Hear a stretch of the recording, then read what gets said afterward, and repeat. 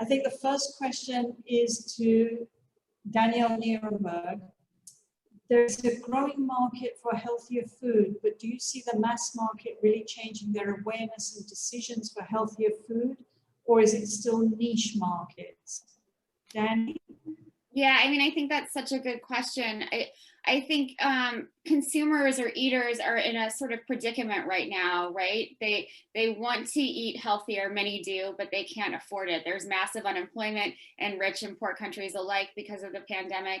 So I think consumers are sort of placed, you know, between a rock and a hard place right now in terms of what they want to eat and what they can eat. And until healthy products are at a price point where, you know, all consumers can afford them, then I think, you know, we're going to continue to have sort of this dichotomy where, you know, people who want to eat well can't, and that healthy, affordable food is not accessible to everyone. Thank you. The next one is actually for Keith.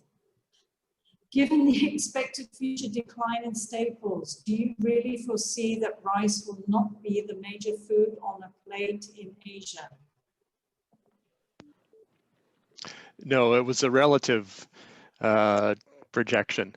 And if you recall the figures, even for Asia, not only the absolute amount, but the share of calories coming from staples is maintained. It's just that there is more rapid growth in the fruits and vegetables and the meats and dairies. So having said that, there are shifts going on within staples as well. So it's a more nuanced story, but it certainly does not signal the end of the importance of staples. I'm glad you said that, as I'm sitting in India and people are having their basmati rice and Jackie, what Absolutely. are you doing? No, we eat a lot of rice in our household as well. We have a few more minutes. Oh, a general question. If anybody wants to take this, I can only actually see 4 of you, so speak up if you want to take it. We see increasing awareness for healthier food systems that is driven from the consumer end. Who would be a major player in driving the shift towards planet-friendly food?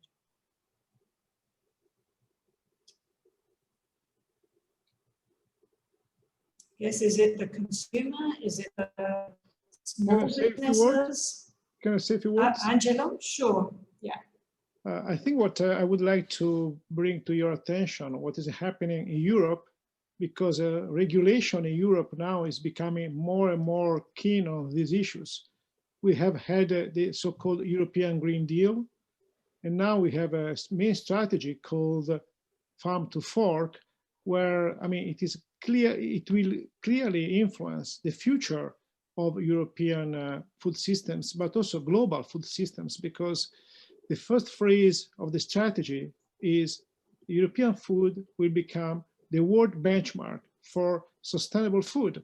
So this is something very important, because the aim is to raise the level not only for European food, but also for global food. That is the answer. I mean, I'm sure that it is very important, the role of consumers or eaters, as Danielle says, but also the role of regulation is very important. And we are very pleased in Europe that our leaders are working hard on this issue. Can I just add, I couldn't agree more with Angelo. I think that, you know, governments really have a responsibility to take the lead here, because we can't depend on eaters alone. We can't depend on companies and corporations alone. We really need governments to stand up and take that responsibility on. Unfortunately, in the United States, for the last 4 years, we haven't had that kind of farm to fork strategy that has been taking place in Europe. And I hope with the new administration, we can start taking on these issues again. But in the meantime, I'm so proud of the work that the European Union has done to really make the case for a strategy that will create healthy, accessible, affordable, safe, nutritious food for everyone. Thank you, absolutely. So can I impose on the 5 of you, what is your key, and I'm going to start with you, Keith, so get ready, a recommendation to make global impact on improving or supporting food systems, especially to create a smart food system so that the system is good for you, good for the environment, the planet, and good for the farmer and the farmers' communities. Just one each. And I hate to say it, my internet connection is very unstable. So if I can't do it, please just continue. Keith first. I will. And I'm going to break the rules right away by offering three quickly. One is to come back to R&D and the fact that it needs to be very targeted on things that aren't already being addressed by the private sector. So issues relating to health, environment, inclusion, and so forth. Second one relates to the point we just heard from Angelo and from Danielle about the importance of policy and education to influence behavior. It's not something that consumers do by themselves. It's not something that governments can legislate by themselves, but there is the interaction there in creating the education, the receptiveness to science, which has been under challenge in recent years. So the broad-based education would be my second. Thirdly is engagement with stakeholders to truly understand what it is that they need, what their interests are, and not to imagine that researchers or policymakers can provide the solutions in absence of that. Thank you. Thank you, that's excellent. Danny, could you have one to mind, or three as well, if you want to copy Keith? I did have three, but I'll focus on one. I think we really, we've talked a lot about helping companies to make connections and improve their bottom lines by focusing on more diverse products. But what I really think that depends on is supporting farmers. The farmers need more resources to be able to work with those companies. And again, I feel like this is why the work that Joanna has done and that you have done with the Smart Food Initiative really needs more support. This is an initiative that needs to be replicated and scaled up out in so many different ways so that it can reach more farmers. And then ultimately, help those businesses make money and reach more consumers and do all those things. But what is at the base of that is really supporting farmers, which we don't do enough of, right now globally. Farmers need our support and our recognition and our respect. And I think COVID has really exposed that in multiple ways. Thank you, Danny. That's a great one. Alain, you knew you were next. Yeah, I knew that. I muted myself. Thank you. Well, also had three. I think if I had to choose one and prioritize one, it would be aiming to a more diverse and nature positive food system to restore our food system's resilience and to offer consumers a nutrient dense supply and more agro biodiversity. I think it's critical, and of course I'm conscious by saying that it counters somehow the stronger integration that the agri-food system has experienced over the past years, with most of the international trade going through a handful of traders, but who are unable to accommodate for that food diversity. But I think that diversity is good for the farmers, it's good for the planet, as I shown, and as science evidence, and it's good for the consumers as well. So I think that would be mine. Thank you. Thank you. Perfect. Angelo, have you got one? Yes, I think that we mentioned innovation, and we tend to focus on technological innovation, but also it's very important organizational innovation. We need new business models.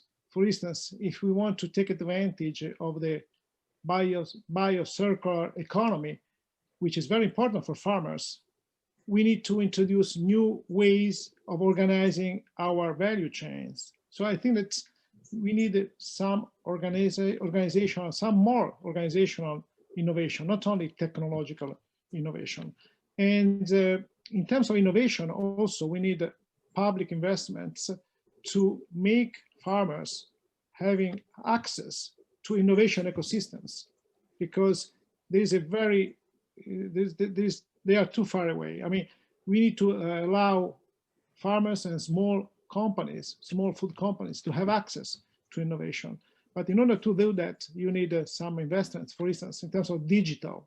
I mean, you have agriculture 4.0, but if you don't have a digital connections in the rural areas, it is impossible. So you need a lot of public investments. Thank you, that's excellent. I think the team is going to end up with many more recommendations, but these are really great. And Rushina, from your point of view, have you got one for us? I'll probably reiterate, I guess, what Angelo just said.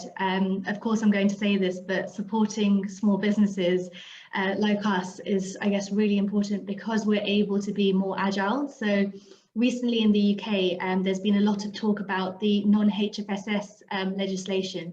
I'm not sure if you're all familiar with it, but HFSS stands for high fat, sugar and salt. So there's a lot of conversation around obesity in the UK and how to reduce that.